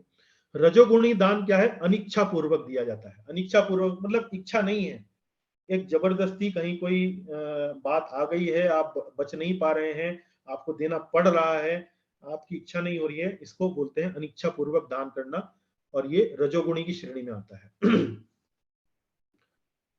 तमोगुणी दान मतलब मैंने आपको बताया सतोगुणी का बिल्कुल उल्टा होगा। सतोगुणी दान मतलब उचित स्थान पर दिया जाए, उचित पात्र को दिया जाए, उचित समय पर दिया जाए। लेकिन ये देखिए, अपवित्र स्थान पर देना, अनुचित समय दान देना, अयोग्य व्यक्ति को देना, बिना किसी समुचित ध्यान के, ध्यान मतलब दान दे रहे हैं लेकिन ध्यान जो है दान देने में नहीं है, चल भाई ले लो, तुम भी ले लो, बिना किसी समुचित आदर के। तो यदि हम बिना ध्यान के देंगे तो निरादर अपने आप हो जाएगा।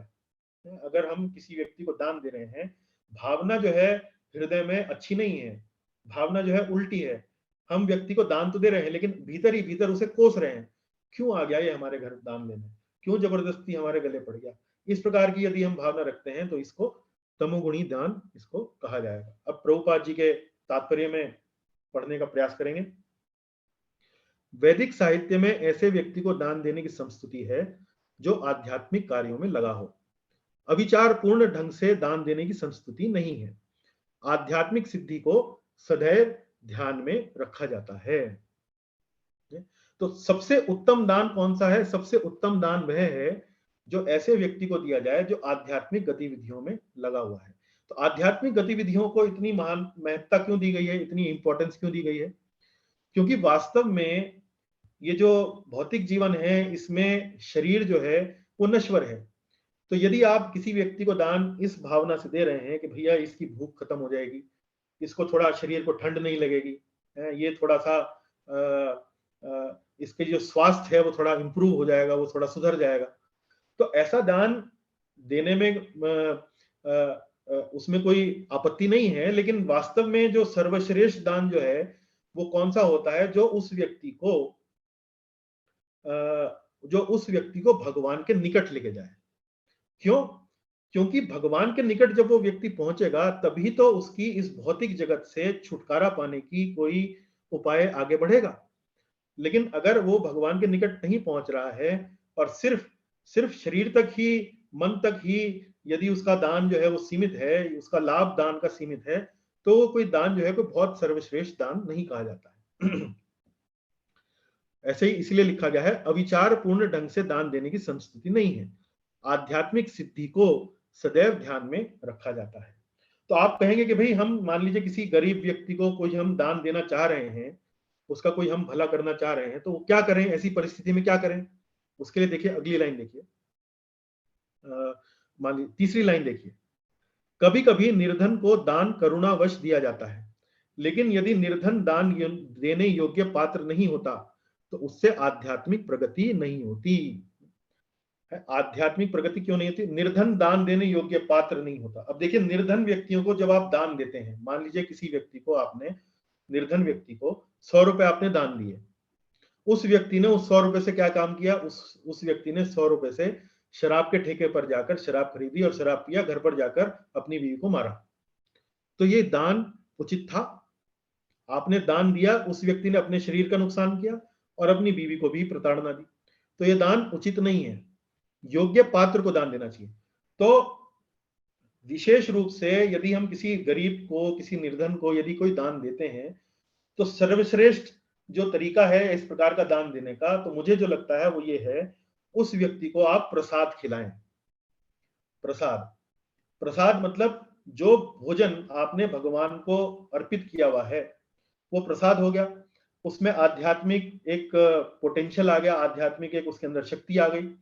अब ऐसा प्रसाद जब उस व्यक्ति को आप खिलाएंगे तो वो व्यक्ति उसके मन में उसका शरीर तो पुष्ट होगा ही, क्योंकि अन्न गया, कोई भोजन गया, लेकिन साथ ही साथ चूंकि वो प्रसाद था, भगवान को अर्पित किया हुआ था, उसके हृदय में, उसके मन में कुछ ना कुछ भगवान को लेकर कोई ना कोई भावना आ सकती है, संभावना है। तो आपने उस व्यक्ति को शारीरिक रूप से भी उसका भला किया और आध्यात्मिक रूप से भी आपने प्रयास किया कि वो व्यक्ति जो है वो भगवान के पास जाए। अब आप देखिए, यही जो कार्य है सत्व गुण में आपने किस भावना से किया? आपने, आपके मन में भावना ये थी कि वो व्यक्ति भगवान के निकट जाए, इसलिए आपने उसे सिर्फ भोजन नहीं दिया, आपने उसे प्रसाद दिया। तो ये अंतर होता है आध्यात्मिक कार्य में और किसी भौतिक कार्य में। फिर स्थान का और समय का जो यहाँ पर इस श्लोक में बताया गया है, तो उसके उदाहरण दे रहे हैं प्रभुपाद जी। अतएव किसी तीर्थ स्थान में सूर्य या चंद्र ग्रहण के समय, मास के अंत में, या किसी योग्य ब्राह्मण या वैष्णव को या मंदिर में दान देने की संस्तुति है। तो देश काल पात्र, सूर्य ग्रहण के बाद दान देना, या चंद्र ग्रहण के समय दान देना, या महीने के अंत में दान देना, या मंदिर में दान देना, मतलब स्थान कहाँ पर आप दान दे सकते हैं। तो इससे क्या होगा कि आपका जो दान है वो आध्यात्मिक रूप से अधिक सक्षम होगा। हाँ, आज की तारीख में ऐसे भी मंदिर आपको मिल जाएंगे जो सिर्फ दान एकत्रित करने के प्रयोजन से हैं, तो ऐसे मंदिरों को आपको पकड़ना चाहिए, समझना चाहिए। तो ऐसा मंदिर आप देखें जहां वास्तव में आध्यात्मिक कल्याण की बातें होती हो, आध्यात्मिक कल्याण जो है वहां लोगों का हित में या ध्यान में रखा जाता हो। दान कभी स्वर्ग जाने के लिए दिया जाता है, कभी अत्यंत कष्ट से, कभी इस पश्चाताप से कि मैंने इतना व्यय क्यों कर दिया, कभी कभी अपने वरिष्ठ जनों के दबाव में आकर भी दान दिया जाता है। ऐसे दान रजोगुण में दिए गए माने जाते हैं। तो दबाव में मत दें दान, किसी सीनियर ने आपसे बोल दिया, मैनेजर ने बोल दिया कि भाई वहां डोनेशन करो, तो उसको रजोगुणी कहा जाता है। या बिना इच्छा के देना कि भाई मैंने इतना खर्चा क्यों कर दिया, बाद में दान तो दे दिया लेकिन बाद में भाव नहीं हो रही कि भाई इतना खर्चा क्यों कर दिया, थोड़ा कम दे देता। तो ये सब रजोगुणी दानों के उदाहरण हैं। और आज की अंतिम उदाहरण, यहाँ पर मद्यपान तथा द्युत क्रीड़ा में व्यसनी के लिए दान देने को प्रोत्साहन नहीं दिया गया है। ऐसा दान तामसी है, ऐसा दान लाभदायक नहीं होता, वरन इससे पापी पुरुषों को प्रोत्साहन मिलता है। तो मैंने आपको थोड़ी देर पहले उदाहरण दिया कि आपने किसी निर्धन को दान दे दिया, लेकिन उसने उस दान से क्या किया, शराब पी और अपनी पत्नी को जाकर पीटा। इसीलिए यहाँ प्रभुपाद जी ऐसा उदाहरण दे रहे हैं। यहाँ पर मद्यपान, मद्यपान मतलब शराब पीना, तथा द्यूत क्रीड़ा, द्यूत क्रीड़ा मतलब जुआ खेलना में जो व्यसनी व्यक्ति है, ऐसे व्यक्ति को दान का प्रोत्साहन नहीं दिया गया है। ऐसा दान तामसी कहा जाता है।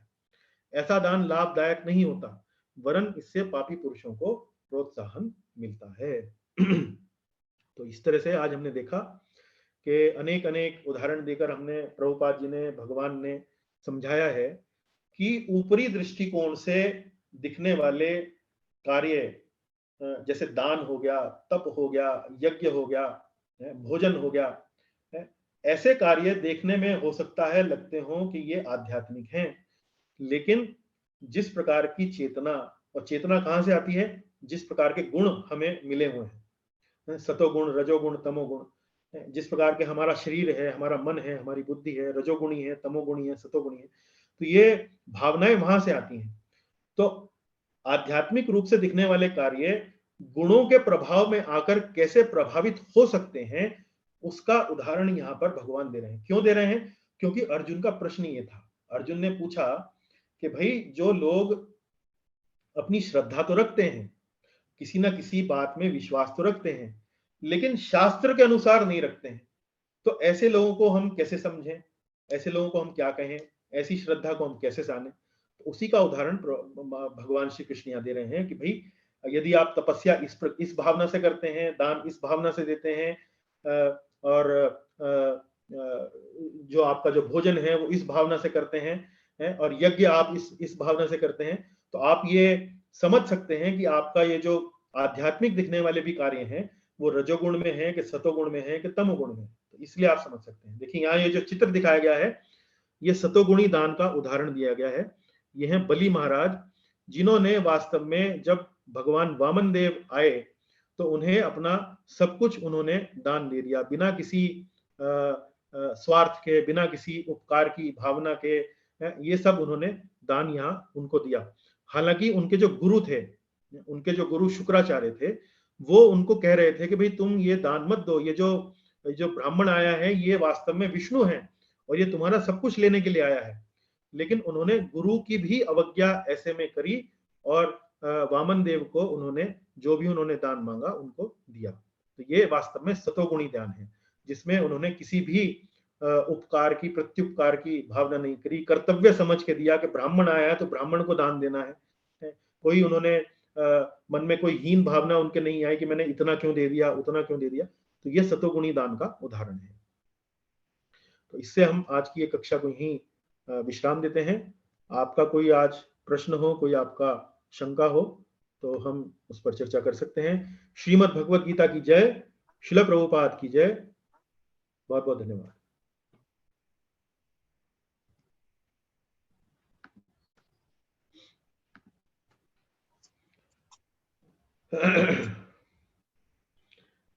जय श्री कृष्ण सर। हाँ प्रीति जी बताइए सर। मतलब हम जय श्री कृष्ण, हम दान करते हैं, मतलब मेन थिंग इज कि हमारा मन साफ होना चाहिए। और हमें देखिए, मेन चीज है सबसे पहले आपने सतोगुणी, जितना अधिक से अधिक हो सके सतोगुण में दान करें। हाँ, सतोगुण में दान बताया है यहाँ पर, देखिए वो हमने पढ़ा था ना, अभी स्लाइड में देखा था। सतोगुण में दान बताया गया है, कर्तव्य समझकर करना चाहिए। हाँ, उससे कोई आशा नहीं रखनी चाहिए कि हमारा मान सम्मान करेगा, कोई हमारा बहुत बोर्ड लगाएगा। किसी योग्य व्यक्ति को देना चाहिए, ब्राह्मण को देना चाहिए, कोई ऐसा व्यक्ति जो उसको किसी आध्यात्मिक कार्य में लगाए। तो ये सर्वश्रेष्ठ दान है, ये सर्वश्रेष्ठ दान है। और इस कार्य को इस भावना से करना चाहिए कि ये कार्य मैं कर रहा हूं क्योंकि इससे भगवान प्रसन्न होंगे। ये सबसे महत्वपूर्ण है, ये सबसे महत्वपूर्ण है। इस कार्य को मैं इसलिए कर रहा हूं कि इसलिए भगवान प्रसन्न होंगे। क्योंकि देखिए, हम मान लीजिए कोई भी कार्य करते हैं, हम कोई भी अपने जीवन में यज्ञ, दान, तप इत्यादि जो भी कार्य करते हैं, हालांकि वो कार्य जो आध्यात्मिक कार्य हैं वो होते तो आध्यात्मिक हैं, लेकिन हम तो पूरी तरह से आध्यात्मिक नहीं हैं। हमारा हृदय तो पूरी तरह से साफ नहीं है। रजोगुण के प्रभाव में, तमोगुण के प्रभाव में, इन सारे गुणों के प्रभाव में वो जो अशुद्धता है वो तो हमारे हृदय में रहती है। तो जितना अधिक से अधिक हम शास्त्रों का पालन करते हुए, गुरु की आज्ञा का पालन करते हुए, सात्विक बातों का जो शास्त्रों में बताई गई हैं उनका पालन करने का प्रयास करेंगे तो आज की तारीख में भले ही हम इतने शुद्ध ना हो, लेकिन इस गतिविधि को करते करते, इसका अभ्यास करते करते अंततोगत्वा वो जो भावना है, वो जो एक शुद्धता की जो एक जो उद्देश्य हमारे अपने जीवन में है आध्यात्मिक कार्यों को करने का, उसको हम प्राप्त कर सकते हैं। ठीक है सर। आप समझ गई? हाँ सर, हाँ। है ना, मैंने आपको सर उदाहरण लेकिन दिया ना। हाँ बोलिए आप बोलिए। हाँ सर, लेकिन अभी लोग ऐसे भी कहते हैं कि हमारा काम है देना, फिर वो कैसे भी यूज करे वो हमें नहीं देखना है, लेकिन क्योंकि हमारा काम था देना, हम दे के हम लोग छूट गए, अभी उसके ऊपर आता है कि वो कैसे उसको यूज करे। वो भी बराबर है, क्योंकि हम सब जगह देखने नहीं जा सकते कि वो क्या कर रहा है क्या नहीं। हाँ, वो इसीलिए तो उसी बातों का तो ध्यान रखते हुए ये सब बातें भगवान कह रहे हैं। आपने किसी ऐसे व्यक्ति को दान दे दिया जिसने उससे शराब पी और अपने बीवी को मारा, हो सकता है उसका मर्डर कर दे। तो आप सर बताइए लेकिन कि हमें नहीं मालूम ना वो क्या कर रहा है, वो तो रो रो के हमसे मांग के उसी बात को तो समझाने के लिए यहाँ पर भगवान कह रहे हैं कि बिना किसी भी सोच विचार के दान करना भी उचित नहीं है। पात्र को ही दान देना चाहिए। हाँ, पात्र को दान देना चाहिए और सोच विचार करना चाहिए। कई बार आप मान लीजिए किसी ऐसे व्यक्ति को दान दें जो उसका दुरुपयोग करने की संभावना लगती हो आपको, तो ना दें। और मैंने आपको बताया ना निर्धन को मान लीजिए हर बार, कई बार आप देखते हैं कि निर्धन व्यक्ति आपसे कोई धन मांगता है या चौराहे पे आपको कोई भिखारी मिल जाता है, संभव हो जितना संभव हो उसे आप भोजन का दान दें और प्रसाद दें, जितना संभव हो सके। बराबर। जी, okay sir. I was going to refer to a book. The title is Don't Just Give. That is the title of the book. So it's a big responsibility for the donor to ascertain the worthiness of the recipient. जी, बिल्कुल. The easiest part is to write a check. But it's much harder to discern what is right, what is not right. Easiest part is to write the check. बिल्कुल ठीक कहा आपने. और ये देखना कि भाई वो उस दान का क्या करेगा, क्या उसका प्रयोग करेगा, ये भी तो हमारी जिम्मेदारी है. आपने अगर किसी शैतान व्यक्ति को फंड कर दिया, अब मान लीजिए कोई आतंकवादी है, आपने उसको दान दे दिया, तो वो तो आपको ही मारने वाला है. पाप हमें लगा. दान देने वाले को पाप लगेगा. हाँ, दान देने वाले को पाप लगेगा. तो इसलिए ये चीजें शास्त्र के दृष्टिकोण से हमें समझनी चाहिए.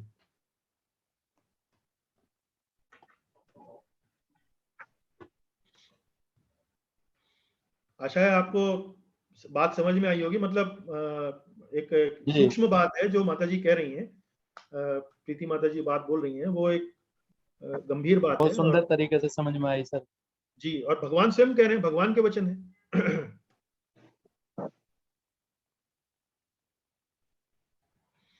चलिए, बहुत सुंदर प्रश्न. और कोई प्रश्न है आपका?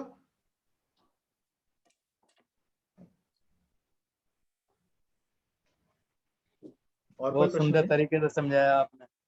जी, बहुत बहुत धन्यवाद सुबोध जी, बहुत बहुत धन्यवाद.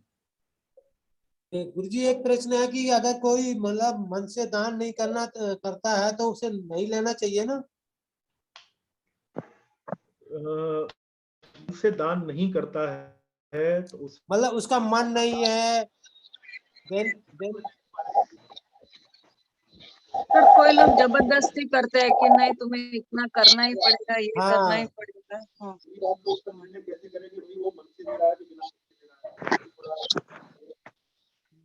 जितना लेने वाले दो.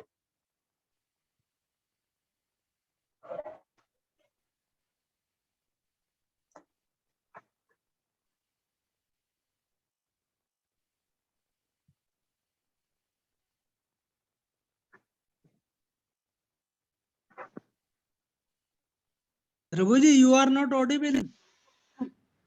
माफ कीजिए सर, आवाज नहीं आ रही. अब बताइए, अब आ रही है? अब आ रही है. हाँ, तो मैं ये कह रहा था कि जी दान देने की यहाँ पर व्याख्या बताई गई है, दान लेने वाले के बारे में बताया गया ना, वो पात्र होना चाहिए उस व्यक्ति को। तो आपका प्रश्न ये था कि भाई अगर कोई अच्छी भावना से दान ना दे तो उसे नहीं लेना चाहिए। तो उसमें मान लीजिए आपको लग रहा है कि भाई आदर की भावना नहीं है, या तो हमें देखिए हमारा आचरण इस तरह से होना चाहिए कि यदि हम उस दान को अस्वीकार करें तो सामने वाले को और बुरा ना लगे। ठीक है जी,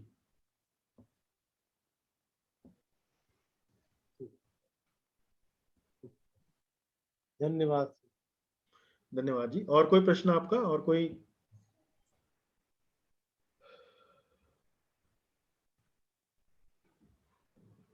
चलिए, अगर और कोई प्रश्न नहीं है तो हम आज की सभा यहीं उसको विश्राम देते हैं। अगली सभा जो होगी उसमें हम इसकी अंतिम कक्षा लेंगे, चौथी कक्षा अध्याय 17 पर, और फिर हम प्रश्नोत्तरी पर चर्चा करेंगे। चलिए, आपका बहुत बहुत धन्यवाद। हरे कृष्ण। धन्यवाद। हरे कृष्ण। हरे कृष्ण प्रभु, हरे कृष्ण। हरे कृष्ण। जय श्री राधे कृष्णा गुरु जी। जय श्री हरे कृष्ण माता कृष्ण प्रभु जी। हरे कृष्णा प्रभु जी। हरे कृष्ण प्रभु जी। हरे कृष्णा प्रभु जी। हरे कृष्ण। हरे कृष्णा प्रभु जी। हरे कृष्ण प्रभु जी। हरे कृष्ण।